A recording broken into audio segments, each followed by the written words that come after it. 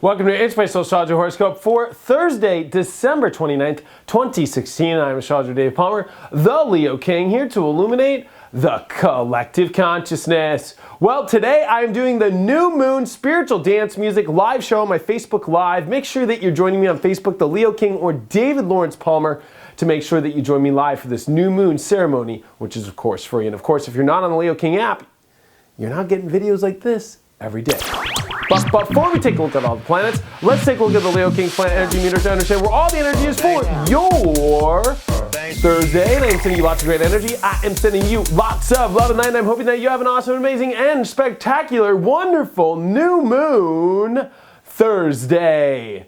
And I'm putting that energy meter at the extreme position. A little different than the boo-woo. That is because today, not only is it the new moon, and is it sextiling exactly Mars. So talk about new energy coming on in, and excitement, and kind of feeling like you can get back on your feet again.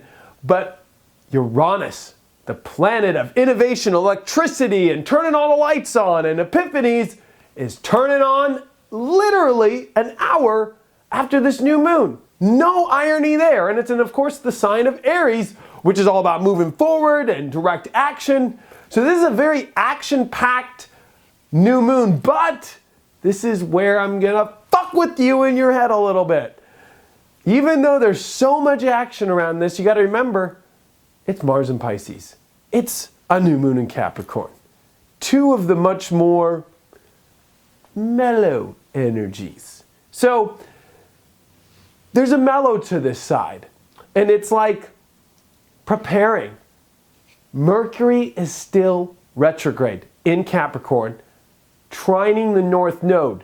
There's still a lot to review as far as exactly how the destiny is, but you can feel that there's momentum from the universe pushing you into these new energies. It's just not like get in the Ferrari and go around the Daytona 500 at 220. Like, it's just not that energy right now. It's much more like, all right, we got things going. We're starting to move forward. We're starting to figure our life out. We're starting to get the plans together. We're starting to also see what is in the way. The action is getting rid of the shit that's in the way.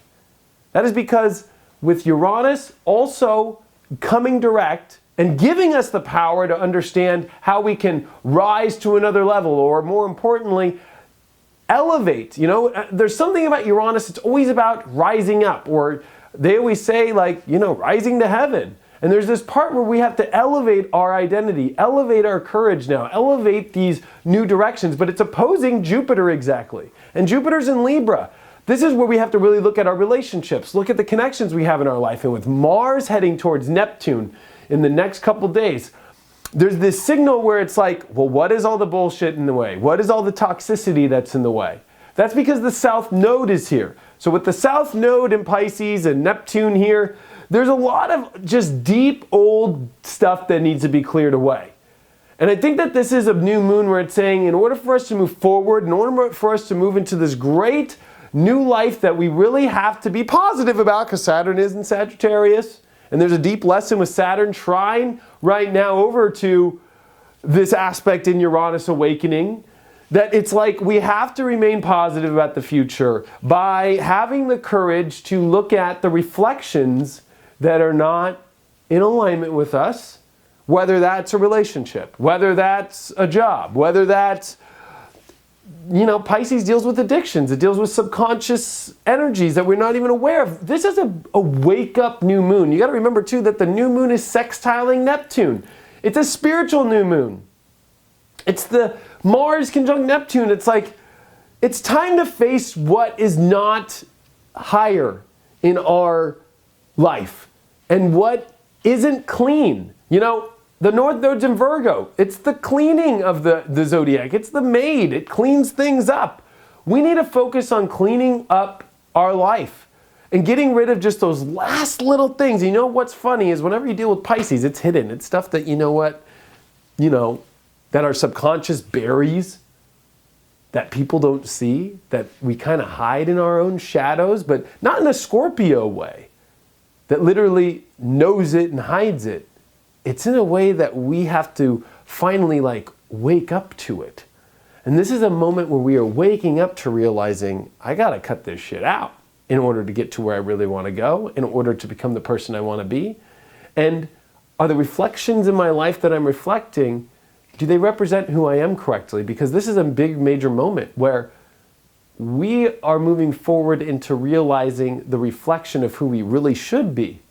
That's the big momentum. That's the big swing. When Mercury comes direct on January 8th, you'll start to see things really start to move forward. And then when you come into January 27th on the new moon in Aquarius and 28th with Mars coming into Aries, we're going to really start to see the sparks fly. And you got to remember now that Uranus comes direct on this new moon today, all the planets are direct moving forward except Mercury retrograde. So even though it can feel like, gosh, I got to go and do all this shit, oh man, there's still a lot still left to review. And Mercury's still got to come back into Sagittarius and come into the galactic center point where it will station and go direct here on January 8th. So there's still a lot to figure out deep down on the full destiny, but we got to start with clearing out the shit. We got to start with making the plan. We got to start with doing what is holy. We got to start with doing what is the best for us and making sure we're not nosediving our life as kamikaze pilots into our shit, but instead being rocket pilots of God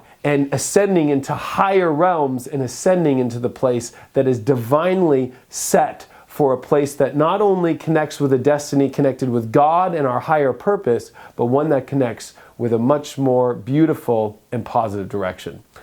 The card of this new moon is the Seven of Wands upright. This is the card of having the higher ground. So whenever it comes into battles or war, it's like, you know what? The higher ground always wins. And I think that you need to realize that when you're at higher ground, any obstacle that comes at you, you can defend and you can block. But if you're not willing to live that higher life right now, that spiritual life, or be aware of the bullshit, no matter how bad it is, and find compassion and find acceptance and find, I'm looking for the word, it's not only just empathy with it, but the best word I could use right now would be